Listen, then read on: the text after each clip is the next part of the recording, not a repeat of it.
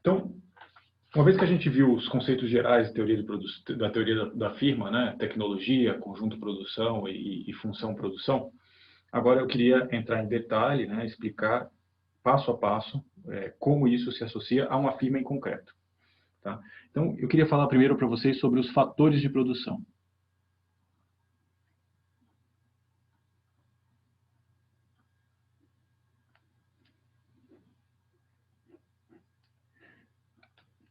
Não é novidade para ninguém, a gente já falou um pouco aqui, né? Mas existem dois fatores de produção clássicos: capital e trabalho. Mas, dependendo do que eu estou analisando, eu posso fazer um estudo com alguma matéria-prima específica. Eu posso analisar, por exemplo, terra, né? Se eu estou olhando para o mundo agrícola. Eu posso olhar energia, né? Qual é o consumo de energia de uma empresa, se ela é muito energia intensiva e assim por diante, né? Basta pensar, por exemplo, no setor de alumínio, né? A energia é um elemento muito importante, então você tem que destacar esse insumo específico para a sua análise. Então, a função produção relaciona insumos ou fatores, uma função dos insumos que gera um produto, né? Vamos pensar no exemplo que eu vou usar mais para frente. Por exemplo, se a minha função produção transforma madeira, trabalho e máquinas, capital, em cadeiras, né? Então, eu tenho, em geral, uma função de capital e trabalho. Muitas vezes a gente ignora os insumos, gerando um produto. E, como vocês vão se acostumar a ver de modo mais comum, F de K e L, né? A gente usa K de capital, L de trabalho, né? Em inglês, labor, é igual a uma quantidade produzida, né? Então, aquele gráfico ilustrativo vai ganhar, em geral, uma forma funcional desse tipo, uma função em que capital e trabalho geram uma quantidade produzida. Esses fatores, eles podem ser divididos em dois tipos, né? Existem outras maneiras de dividi-los, mas eu vou usar essa aqui como referência primeiro. Os fatores podem ser fixos versus variáveis. Vocês devem estar se perguntando, mas que tipo de fator é fixo, que tipo de fator é variável, né? Pessoal, existe uma característica que é o seguinte: considerar um fator fixo ou um fator variável depende do horizonte de análise. Muitas vezes, vários insumos ou vários fatores são fixos no curto prazo. Muitos podem ser fixos no curto prazo.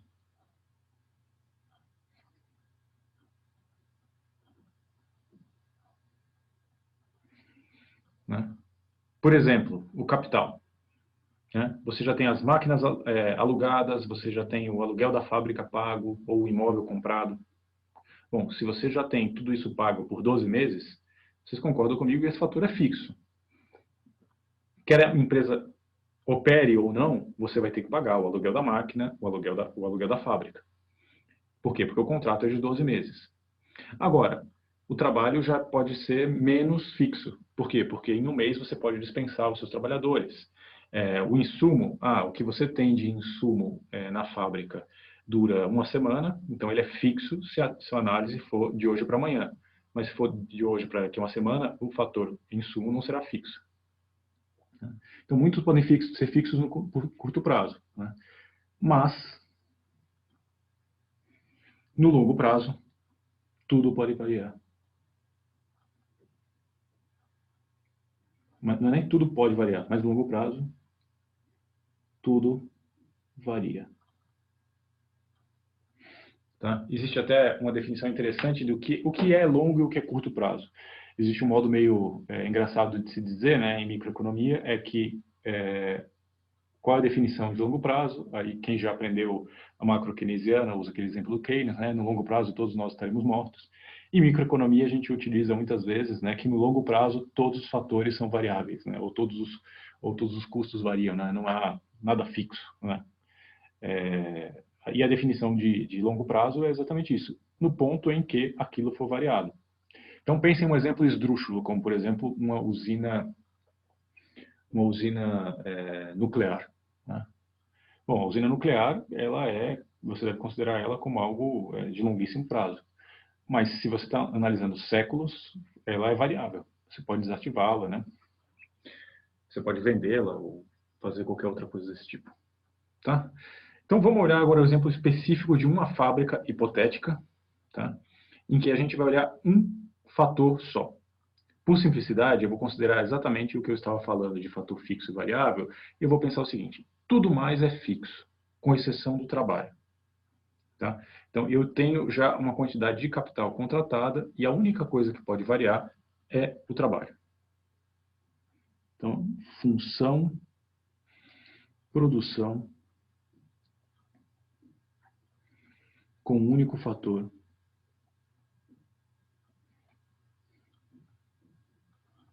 variável. E esse único fator variável será o trabalho.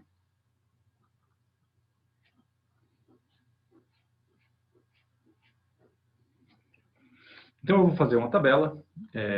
A vantagem de vocês estarem vendo a aula dessa maneira é que vocês não precisam copiar essa tabela que eu colocaria na lousa, né? Porque vocês vão receber isso aqui em PDF depois. Em que eu tenho trabalho, L, capital, K, nível de produção, Q.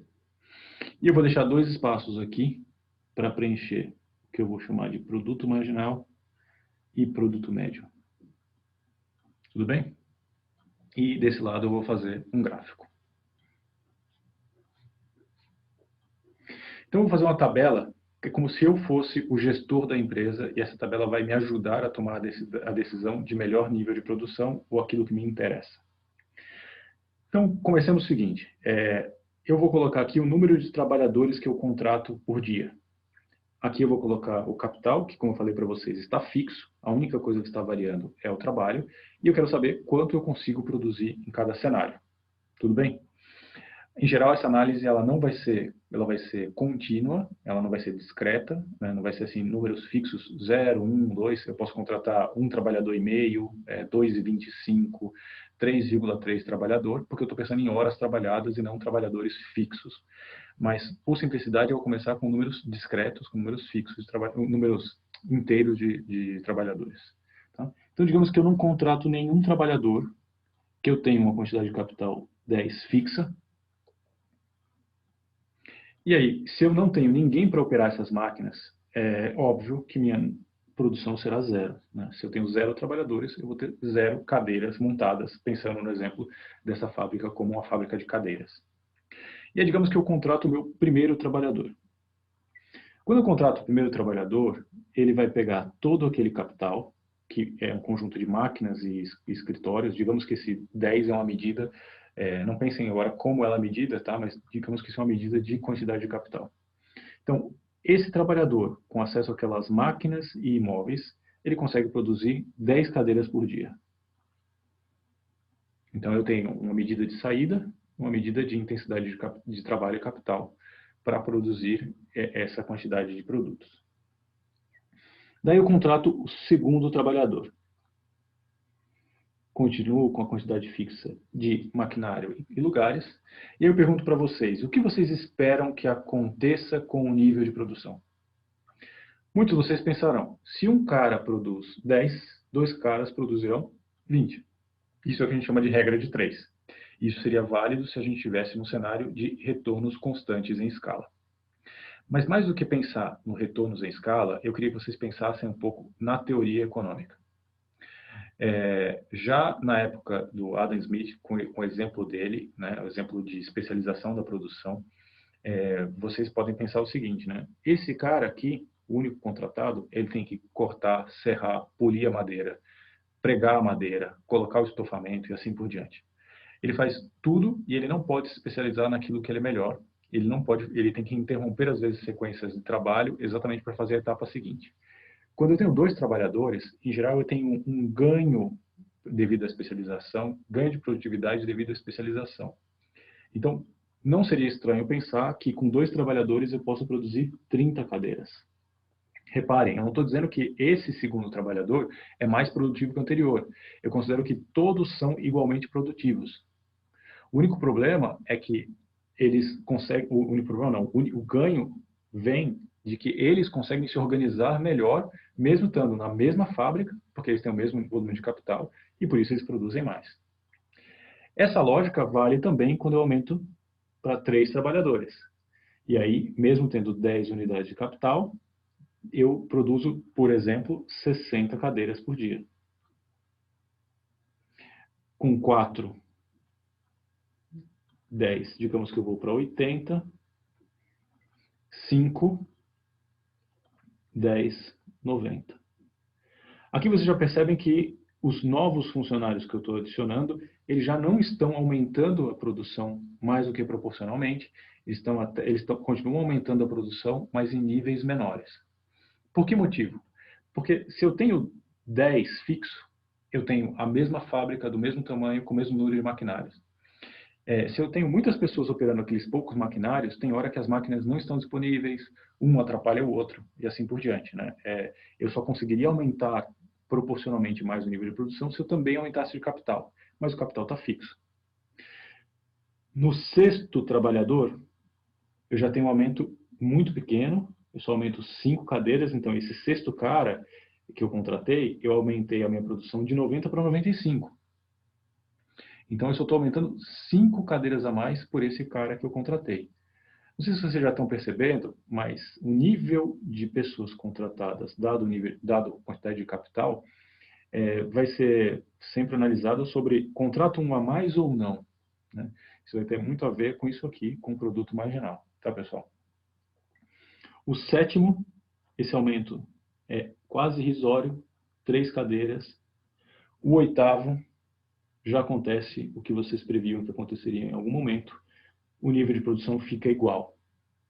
Ou seja, esse cara que eu contratei, ele não aumenta em nada a produção da minha empresa. E o nono, acontece a mágica de destruição de valor, né? A partir desse momento, o cara que eu contratei, ele está até piorando a produção, porque ele descoordena o trabalho dos outros, atrapalha, e assim por diante. Então, isso aqui é um comportamento possível de uma empresa. Tá? Eu queria agora transformar isso que foi uma história contada com números em 2 indicadores que me interessam, que é o produto marginal e o produto médio da empresa. Eles são esses 2 indicadores são grandezas relativas, então eles só têm sentido quando eu faço uma transição de um nível para o outro. Então, no primeiro nível, não tem sentido eu pensar em produto médio. O produto médio é o quê? O produto médio, basicamente, é a quantidade produzida pelo fator. Então, eu pego 0 dividido por 0, daria infinito. Então, já dá para ver que não dá para calcular. E o produto marginal é o acréscimo, é o delta de quantidades produzidas. Então, o produto marginal mais fácil é o delta, né? De 0 para 10, o produto marginal é de mais 10. De 10 para 30, 20. 30 para 60, 30. 60 para 80, 20. 80 para 90, 10. 90 para 95, 5. 95 para 98, 3. 98 para 98, 0. 98 para 95, menos 3. Tá? Isso aqui é o produto marginal, é o produto que foi acrescentado a cada vez que eu acrescentava um trabalhador adicional. E o produto médio? O produto médio é pura e simplesmente dividir produção total pelas unidades de trabalho. Então, você vê o número de cadeiras por trabalhador. 10 dividido por 1, 10. 30 dividido por 2, 15. 60 dividido por 3, 20. E assim por diante. 80 dividido por 4, também 20. E aí vamos lá. 18, 15,8, 14, 13,5, 10,6. Bom, como eu falei para vocês, isso aqui é um pouco longo, mas assim vocês conseguem entender item por item como foi construída essa tabela. Curiosidades. O produto marginal, ele é crescente até um certo ponto, até 30, e depois ele começa a ser decrescente, inclusive ele se torna negativo. Então, se o produto marginal é quanto cada unidade de trabalho adicional está adicionando à minha produção, o primeiro trabalhador que eu estou contratando, ele está aumentando em 10 cadeiras a minha produção. Óbvio, de 0 para 10, 10. O segundo está adicionando 20. O terceiro, 30. Então, se eu estou pensando sobre a lógica de aumento de produção, existe um ponto ótimo e existe um ponto a partir do qual não faz sentido eu contratar. E como isso reflete no produto médio? O produto médio ele será afetado de maneira diferente se o produto marginal é maior do que o produto médio anterior. Na média, a fábrica produzia 10 cadeiras por trabalhador, era só um, produzia 10. Se eu adiciono um trabalhador adicional que aumentou minha produção em 20, ele vai puxar a média para cima, e é o que acontece. Vai para 15. 30 está acima de 15? Sim, puxa para cima, 20. 20 para 20, está igual, mantém 20. 20 e o próximo que eu adicionei, 10. Ele vai puxar para baixo, 18. E assim por diante. Então, o produto médio reflete, né, na produção como um todo, o acréscimo de produção dado ao produto marginal. Tudo bem, pessoal? Então, agora vamos transformar isso num gráfico, que é um gráfico tradicional de uma... Não sei se posso dizer tradicional, mas é um gráfico que faz bastante sentido para as nossas análises. Tá? Eu vou olhar aqui para o insumo que me interessa, que eu não vou chamar mais de X, vou chamar de L, porque é especificamente quantidade de trabalhadores, e o meu Y eu vou chamar de Qzão, quantidade produzida. Tá? Bom, quando eu tenho 0 trabalhadores, eu acho que é melhor usar, não, eu vou usar a caneta azul, depois eu passo só o contorno em outra cor. Tá? Então eu vou usar a minha produção máxima como referência, que é quase 100. Então, essa será o meu limite, né? Porque, na verdade, eu vou trabalhar com 98 no máximo. E eu vou só colocar aqui as marcações que me interessam mais. 50 seria aqui, eu vou colocar aqui 60. Entre os dois eu vou colocar 80, que também me interessa. A metade de 60 é 30, que também me interessa. 20 e 10. 10 me interessa também. Tá?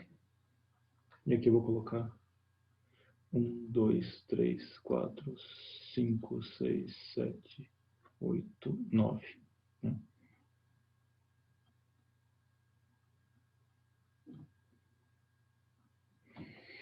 Então, comecemos com o primeiro. 0 e 0. Aqui. 1, 1 e 10. Aqui. 2 e 30. Aqui. 3 e 60.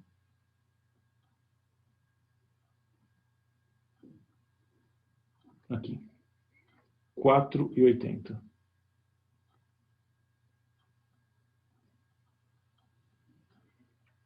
Cinco e 90. Vou adicionar o ponto 90 que eu não tinha colocado.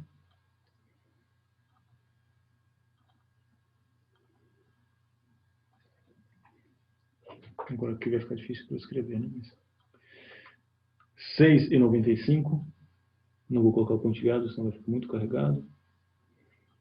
7 e 98. Quase no 100. 8 e 98. 9 e 95. E aí eu já tenho em pontos esses valores. E agora eu vou colocar em vermelho a interpolação desses pontos, formando um gráfico da função produção da fábrica. Pessoal, aqui eu não tenho mais dados, então eu vou colocar só pontilhado a tendência, para que vocês vejam a tendência para onde iria. Tá? Mas é claro, minha análise tem que parar aqui, que é o último ponto da tabela que eu tenho. Bom, curiosidades com relação a essa função produção. Tá? Eu vou até deixar escrito aqui.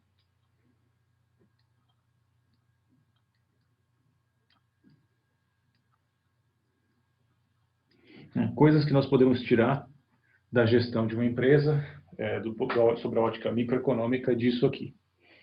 A primeira coisa que eu acho que é interessante é vocês olharem para o retorno em escala. Não sei se vocês reparam, mas esse gráfico aqui, se vocês dão um zoom aqui, né, ele está inclinado para cima, como retorno crescente, e reflete um pouco aquilo que a gente estava conversando sobre que no começo há uma melhor divisão do trabalho, tornando mais produtivo, mais do que aumenta a produção. Depois tem um trecho que parece muito constante e depois tem um trecho decrescente. Pessoal, na vida real, a grande maioria das empresas tem um comportamento muito parecido com isso. Quando eu tenho os demais fatores fixos e mexo num fator só, eu tenho no começo um retorno crescente, constante, mas sempre haverá um ponto em que a minha curva se torna decrescente, né? Ela cresce a taxas decrescentes, desculpa, meu retorno em escala se torna decrescente, e isso é fundamental para o processo de maximização de uma empresa. Exatamente por isso, existe um ponto ótimo de produção. Senão, o ponto ótimo de produção envolveria sempre produzir cada vez mais. Mas na vida real isso não ocorre. Existe um ponto que você deve analisar se você deve continuar aumentando a produção ou se você deve parar o aumento de produção, porque ele não é, você está destruindo o valor. Né? Pense nesse 0 e menos 3 aqui, você está destruindo o valor. Né? Tudo bem, pessoal? Então, passemos para outro. Agora, com isso, a gente pode dar um passo adicional, apresentando um outro conceito para vocês. Né? Que é o quê? O conceito do produto marginal dos fatores, que foi uma coisa que eu falei, mas que pode ser formalizada.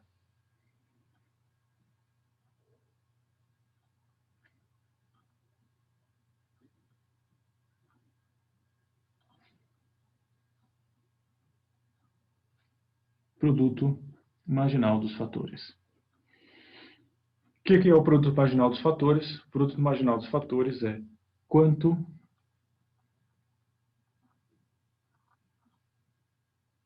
é obtido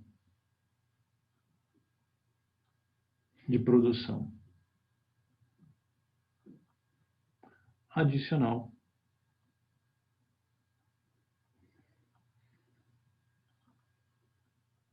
pelo acréscimo, ali não vai dar, é bom, pelo acréscimo de uma unidade de fator.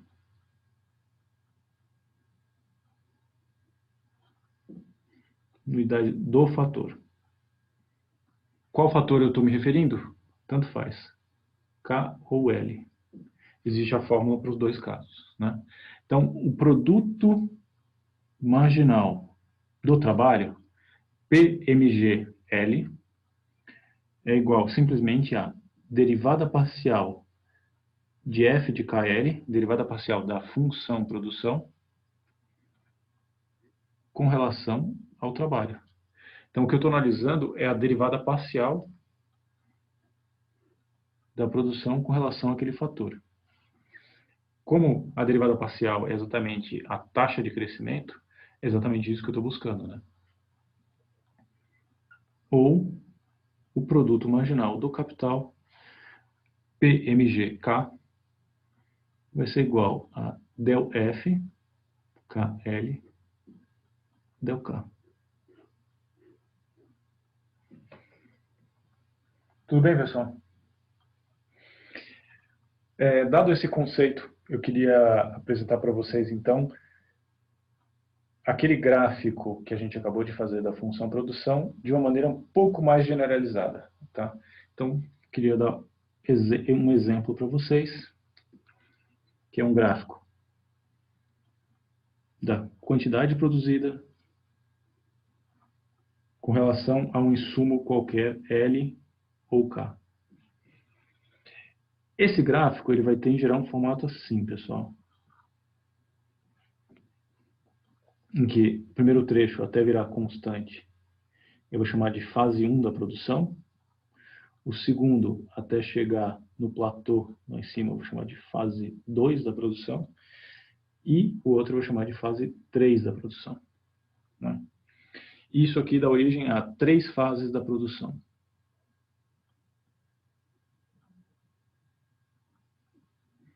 Quais são essas 3 fases típicas da produção? Na primeira fase da produção, agora formalizando com esses conceitos, eu tenho um produto marginal crescente.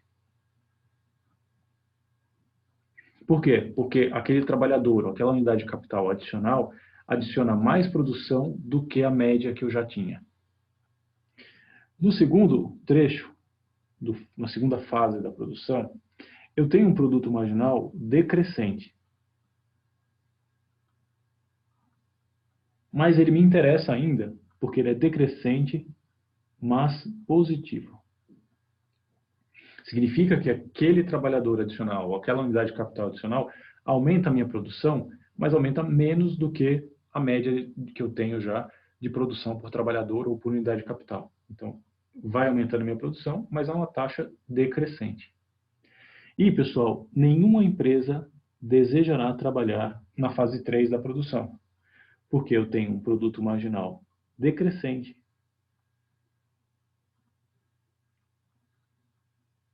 e negativo. Ou seja, eu estou destruindo valor. Cada unidade de capital ou trabalho adicional está reduzindo a minha capacidade de produção. Então, não tem nenhum sentido racional de alguém trabalhar nesse nível 3 de produção, né? A não ser que o único jeito de você atuar nesse setor, nessa área, é quando você não está conseguindo nem sequer reparar que você está nessa situação. Tá? Bom, o que eu falei para vocês que, a partir de um certo momento, então, a produção cai, essa passagem da fase 2 para a fase 3, ela dá origem a uma lei, né, que a gente chama de lei dos rendimentos marginais decrescentes.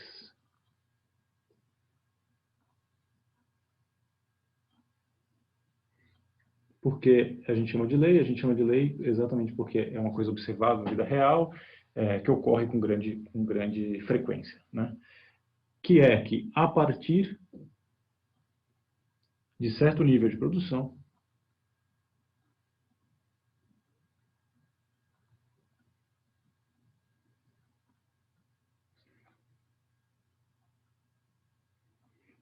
com os demais fatores fixos,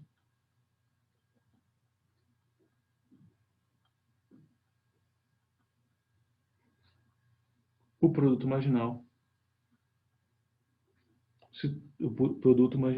decresce.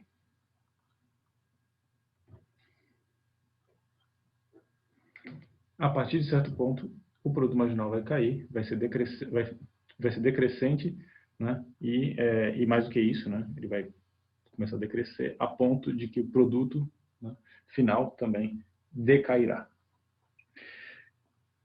Depois eu queria mostrar um último gráfico antes da gente começar a pular de tópico, né? Colocar que dois fatores mudam ao mesmo tempo.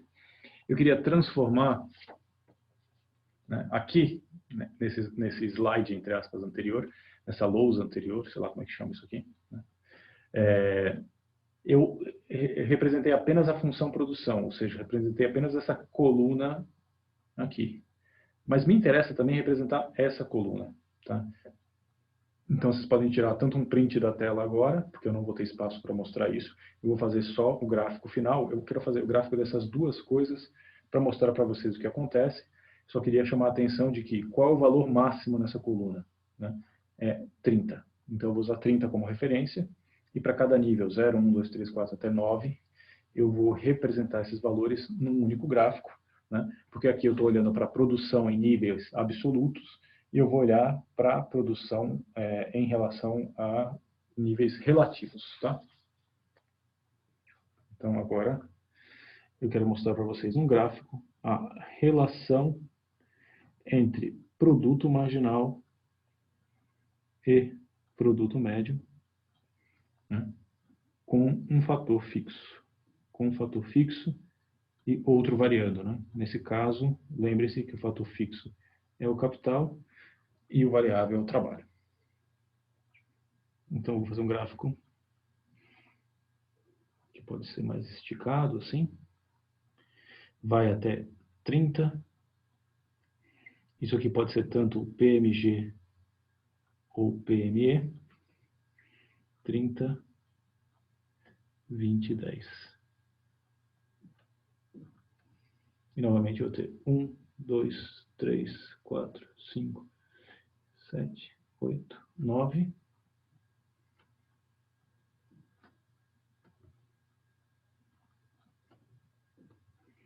e aqui eu tenho unidades de trabalho.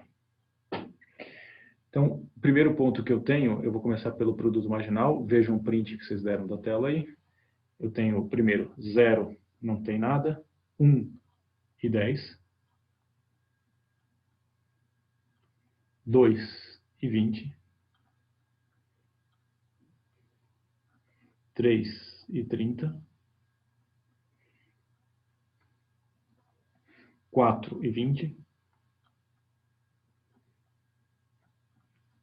5 e 10. 6 e 5. 7 e 3. 8 e 0. 9 e menos 3. Vai ficar em cima da legenda do 9, mas paciência. Tá? Vou fazer esse aqui em preto. Na verdade, vou colocar em vermelho porque deixo o preto para outro.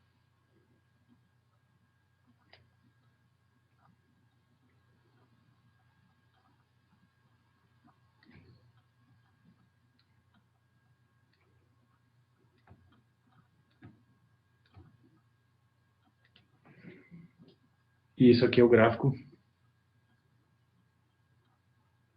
do produto marginal. Tá?